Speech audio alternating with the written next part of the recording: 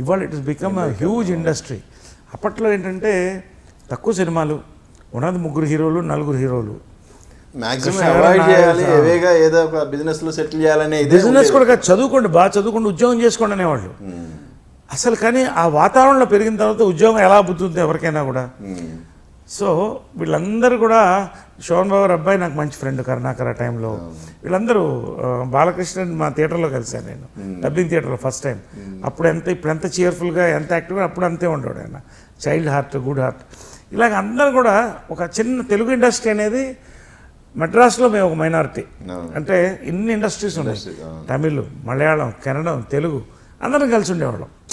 So ఆ first innings అనేది అదొక బాగా జరిగిందంటే అప్స్ అండ్ డౌన్స్ క్రేజీగా ఉండేది. అంటే ఫర్ ఎగ్జాంపుల్ అప్పట్లో హీరో అంటే అలా ఉండాలి వాళ్ళలాగా, మేము అలా లేవు. కాబట్టి ఎలాంటి సబ్జెక్టులు ఇవ్వాలి వీళ్ళకి. కాబట్టి అది ఫస్ట్ ఫేజ్ 4 స్తంభాలట, సెకండ్ ఫేజ్ అన్నది చైల్డ్ ఆర్టిస్ట్ తర్వాత సెకండ్ ఫేజ్.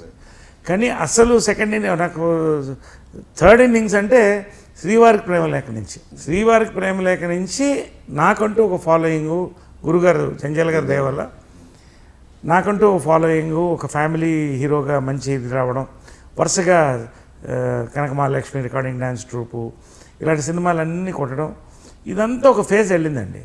పోలీస్ భార్య, చిత్రం బాధవిత్రం, ఇంకా పీక్ వెళ్ళింది. స్టార్గా ఒక పీక్ చూశాను జంబలగడ్డ పంప వరకు. బట్ నా ఉద్దేశం ఎప్పుడు స్టార్గా నేను ఉండాలి, ఆ స్టార్డమ్ అనేది నాకు ఎప్పుడు ఇంట్రెస్ట్ లేదు. With due respect to stardom, అది వస్తుంది పోతుందని నాకు తెలుసు. My focus was on being an actor. అది సాటిస్ఫై అవ్వలేనప్పుడు సేమ్ సినిమా రొటీన్గా నేను మళ్ళీ దాంట్లోకి వెళుతున్న రొటేషన్ అన్నప్పుడు నా మనసుకు మైండ్కి నచ్చకపోతే నేను ఏది చేయనండి. ఐ డోంట్ కేర్, నేను వదిలేసి వెళ్ళిపోయాను. అప్పుడు సిద్ధాంతం, ఆర్ఎస్ఎస్, బీజేపీ అట్టు వెళ్ళిపోయాం. సో అక్కడితో థర్డ్ ఇన్నింగ్స్ వచ్చింది. సరే, ఫోర్త్ ఇన్నింగ్స్ వచ్చింది ఏంటంటే మళ్ళీ చంద్రవంశం, అల్లరి రాముడు, అక్కడి నుంచి క్యారెక్టర్ యాక్టర్ ఫాదర్గా స్టార్ట్ అయింది. బట్ నిజంగా ఇది సెకండ్ ఇన్నింగ్స్ అనుకోవాలా, ఫోర్త్ ఇన్నింగ్స్ అనుకోవాలా తెలియదు, కానీ ఫిఫ్త్ ఇన్నింగ్ అనుకోవాలా, కానీ అది ఫోర్త్ ఇన్నింగ్స్. ఏది అల్లరి రాముడి నుంచి. ఇదంతా తీసుకెళ్ళి ఒక పక్క నుంచి దృశ్యం నుంచి ఒక చేంజ్ స్టార్ట్ అయింది అనమాట. ఇతను ఏ క్యారెక్టర్ అయినా చేయగలడు, ఇతను ట్రై చేయాలి. అక్కడి నుంచి మీ శ్రేయోభిలాషి, తర్వాత త్రివిక్రమ్ గారి ఆహా, ఇవన్నీ కూడా ఒకటి తర్వాత ఒకటి మళ్ళీ లేపిస్తుంది. మళ్ళీ ఒక పీక్లోకి వెళ్ళి మంచి busy. Last 10 years I have been very busy. కానీ 50th year తర్వాత నా 5th ఇన్నింగ్స్ పడింది.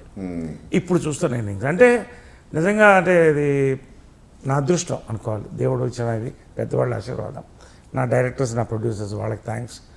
బట్ ఇవాళ మనకంటూ ఒక మార్కెట్ వచ్చింది హీరోగా. అంటే ఆ కథకు నాయకుడు. There is a